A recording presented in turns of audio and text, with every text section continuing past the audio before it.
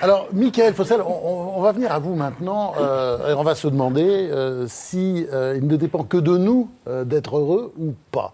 Alors, d'abord, vous êtes donc professeur de philosophie à l'École Polytechnique, vous publiez Le temps de la consolation.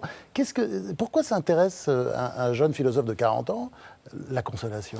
C'est une notion religieuse, quand même. C'est une notion religieuse ou c'est une notion psychologique, et tout le but de ce livre, c'est d'essayer de montrer que c'est quand même d'abord une notion philosophique, c'est-à-dire que d'abord, il y a eu des consolations par la philosophie tout au long de l'histoire, en tout cas de la philosophie antique. On trouve ça chez Boès, on trouve ça chez Sénèque, c'est-à-dire un peu dans le style d'ailleurs de ce dont on a parlé tout à l'heure, cette idée qu'un certain savoir, une certaine pratique de soi, une certaine forme de réflexivité aussi, permet d'échapper au pire naufrage de l'existence, au deuil subi évidemment d'une mère par rapport à la mort d'un enfant. Et moi, ce qui m'a intéressé, c'est que nous avons un peu perdu cette idée, en tous les cas, moi je l'ai perdue, selon laquelle le savoir, une certaine pratique de soi, une certaine connaissance de soi suffisait à nous sauver, en quelque sorte, de tous nos malheurs. Et de ce point de vue, la consolation, en tant qu'elle n'est pas l'installation dans la tristesse, mais en tant qu'elle n'est pas non plus le geste qui consiste à dire il faut faire son deuil, l'injonction au deuil, la nécessité de reconnaître que rien n'a été perdu, m'a semblé assez intéressante à explorer aujourd'hui. Alors, le bonheur, ça s'enseigne ? Non. Ça peut s'enseigner. Il y a quand même des philosophes qui enseignent le bonheur. Je ne sais pas, Épicure, on parlait de Nietzsche, quelques pages de Alors, Nietzsche. Il y a des philosophes on se met à sourire, oui, bien qui sûr. enseignent le bonheur. Non, la joie, c'est autre chose. Encore une fois, le bonheur, si vous entendez, encore une fois, une doctrine qui va vous prémunir de tous les malheurs ou de toutes les affections de l'existence. Non, je ne crois pas qu'il y ait de philosophe. En tous les cas, moi, je ne l'ai pas rencontré, pour mon propre malheur peut-être. Mais je crois que la vocation de la philosophie, ce n'est pas précisément de nous enseigner à nous rendre en quelque sorte autosuffisants.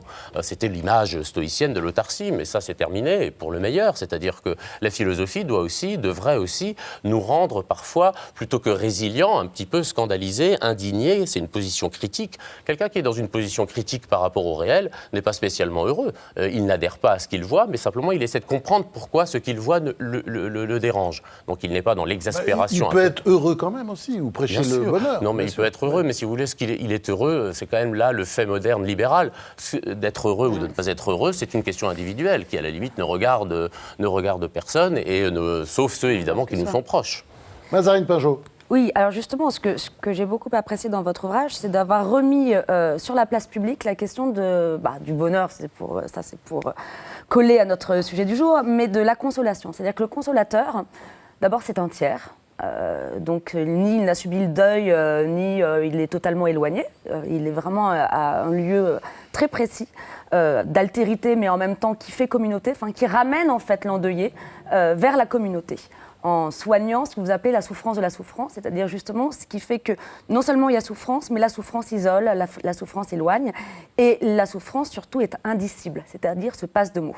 Donc ce qui est très beau dans la consolation, c'est que c'est un discours. D'abord c'est un discours, c'est-à-dire comment remettre des mots sur quelque chose qui en est dépourvu, quelque chose qui est de l'ordre du pur intime, comment remettre des mots pour remettre aussi le sujet dans la communauté. Alors ça, je trouve que c'est déjà vraiment, c'est un très très beau modèle, ça modélise quelque chose qui est de l'ordre à la fois de l'humain et du politique, qui est très beau. La question que je voudrais vous poser, c'est aujourd'hui, par rapport à ce que je trouve une dérive, qui est ce qu'on va appeler ici la catégorie des victimes. Je trouve qu'il y a un langage et un discours victimaire qui prend de plus en plus de place dans le champ politique. Il n'y a que ça. Face auquel, justement, la question de la consolation est inadaptée, parce que la consolation, en fait, elle permet à celui qui a été victime de redevenir sujet, et non pas de rester la victime et de rester l'objet de l'injure, l'objet de n'importe quelle souffrance. C'est justement de lui redonner voix.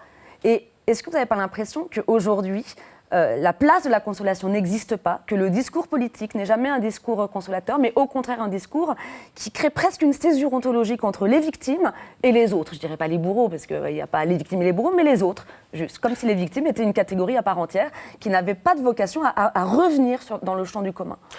Effectivement, ce que vous appelez les victimes, c'est ce que j'appelle plutôt les inconsolables, c'est-à-dire ceux ou celles qui décident alors de ne pas être consolés, parce que qu'est-ce que c'est que consoler ? C'est donner une parole, un geste à la la place de la perte. On ne peut pas restituer la perte. Le consolateur, effectivement, vous l'avez très justement rappelé, ne souffre pas la perte, mais n'est pas capable non plus de la combler. Donc, celui ou celle ou la communauté qui s'inscrit dans la figure de l'inconsolable, de celle qui refuse, celui qui refuse absolument la parole du consolateur, échappe à la consolation. Et de ce point de vue, effectivement, il y a une certaine ambiance victimaire dans nos sociétés qui fait que le deuil est rendu impossible. Et l'alternative du deuil, là je rejoindrai Freud, c'est effectivement la mélancolie.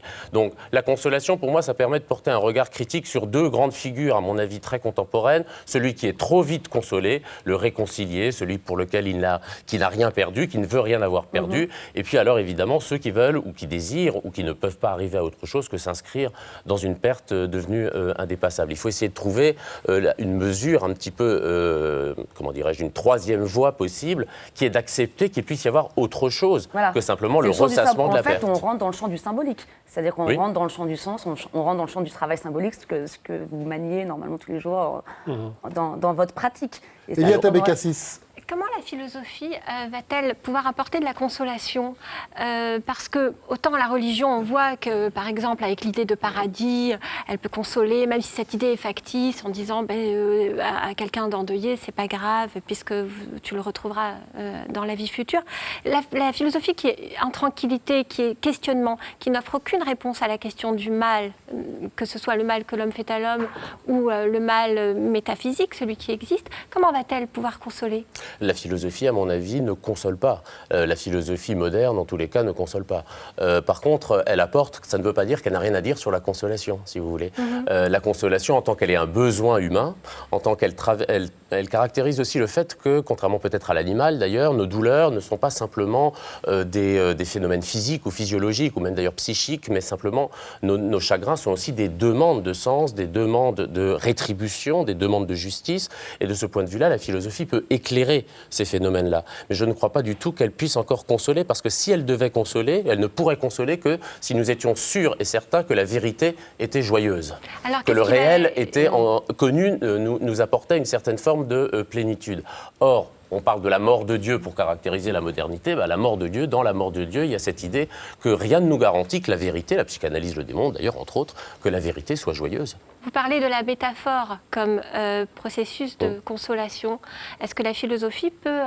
Alors, la philosophie, mais là, plutôt, je dirais, la littérature, c'est-à-dire la métaphore, au sens où, c'est ce que fait, ça c'est de manière très, très empirique, que fait une mère ou que fait un père face à son enfant qui vient de tomber dans la rue, eh bien, il lui montre un autre pan de paysage, il essaie de lui montrer autre chose, et c'est ça l'activité que j'appelle métaphorique, c'est-à-dire réinscrire l'expérience, en l'occurrence la chute, là je prends quelque chose qui n'est pas très grave dans la vie d'un enfant, enfin en principe, je prends un exemple, et la réinscrire dans un univers de sens un peu autre. La chute va devenir l'élément d'un jeu, va devenir un moment qui n'est pas forcément un moment douloureux. Donc il y a une activité métaphorique effectivement dans la consolation, mais qui ne relève pas forcément de la philosophie, mais aussi bien de la littérature, et puis je dirais d'actes ordinaires. Oui, je suis passionné par ce que vous dites, puisque ce thème de la consolation, nous y sommes parfois confrontés en thérapie. Pour nous, la consolation, c'est une présence où on va donner de l'attention, de l'affection, sans possibilité de réparation. Effectivement, on n'a pas de solution, on n'a pas de réparation. C'est juste l'écoute. Oui, l'écoute, pas l'écoute, la présence aimante, aimant au sens large. Et le troisième point très très important dans la consolation, effectivement, c'est qu'on ne peut pas réparer, on ne peut qu'être là. C'est que, comme vous le disiez à l'instant, tous nos efforts vont être tournés pour ramener la personne dans la vie. La personne qui est inconsolable, qui ne veut pas être consolée, c'est une personne qui reste accrochée à la mort, ou au symbole de la mort, ou au souvenir de la mort ou de la disparition. Et donc, on essaie tout doucement, en respectant son rythme. On ne peut pas consoler de force. La consolation ne doit jamais être imposée, contrainte, tout ce qu'on voudra. Et c'est une question qui nous passionne également en psychothérapie. Donc, les philosophes peuvent sans doute nous apporter beaucoup. Géraldine Mühlmann. Oui, ce qui est intéressant, c'est que votre concept de consolation, tel que vous le montrez, comment il court dans l'époque moderne, il comporte du tourment. Au fond, vous auriez pu intituler votre livre la question du tourment ou de l'inquiétude, parce que votre concept de consolation n'est pas contradictoire avec la persistance d'une inquiétude et d'un tourment. Et je dirais que, même dans ce que vous venez de dire, Christophe André, là, on entend que dans le bonheur que vous essayez de faire acquérir à vos patients, ça ne veut pas dire arrêter avec toute forme de malheur. Il peut y avoir encore de l'inquiétude et de la souffrance à l'intérieur de moments de bonheur. Et tout à l'heure, quand vous avez dit « le ciel est magnifique quand je sors de l'hôpital », je le regarde, etc.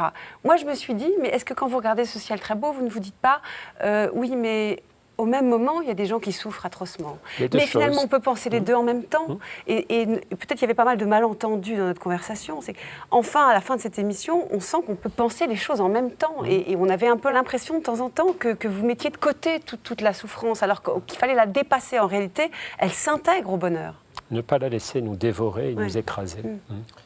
Cette inquiétude dont vous parlez, c'est justement la liberté, c'est-à-dire le fait que précisément le sujet ne soit jamais vraiment dans la situation où il se trouve. Il y a toujours un écart, même lorsqu'on est amoureux, il y a toujours une place pour le doute, pour le bon. Et il s'agit de gérer cela de manière à ce que ça ne devienne pas évidemment envahissant et à ce qu'on ne soit jamais présent à notre expérience. Mais le fait de ne jamais non plus être totalement pris dans son expérience, c'est la marque d'un individu qui a précisément un peu de distance par rapport à ce qu'il vit. Et je ne crois pas que ce soit en soi dramatique.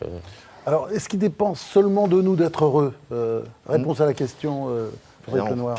Je crois que ça dépend et de nous et pas de nous.